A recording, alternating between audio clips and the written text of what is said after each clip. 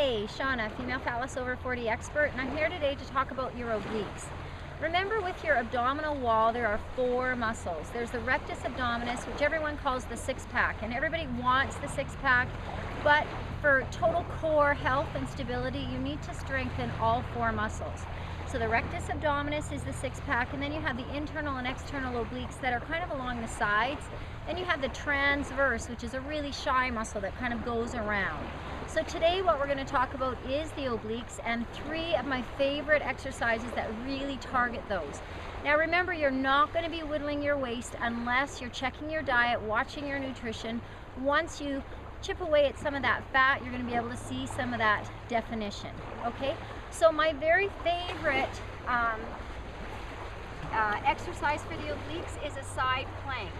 So when we say plank, we're talking about like a stiff like a board. We want shoulder over top of shoulder on the elbow, and we want hip over hip.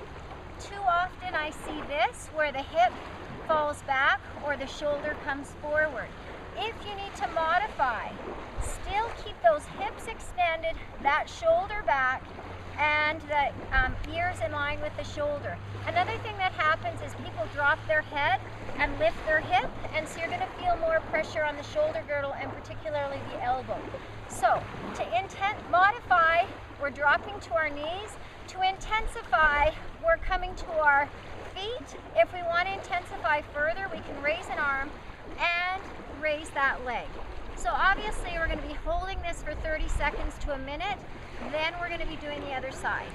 Now, my next exercise is what I call a shoe touch. So what you're going to do is you're going to pull your heels right close to your butt. You're going to just slightly lift the shoulders off the mat or the ground, and you're going to reach around and touch those toes while pressing down through the abdominal wall.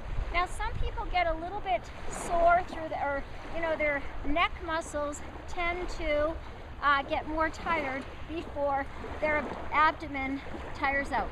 So my suggestion is to grab the corners of your mat, cradle your head, and wiggle your elbows to your hips so that you're feeling those obliques, but your neck is supported.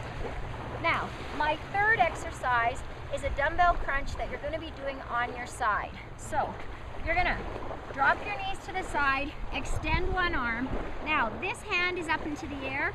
If I want to weight it, I can, but I want to make sure this dumbbell is right over top of the shoulder so that I'm not holding it here and working that front delt, or lifting it here and stressing through the back. So, the weight has to be directly over the shoulder, and I'm just lifting an inch off the ground.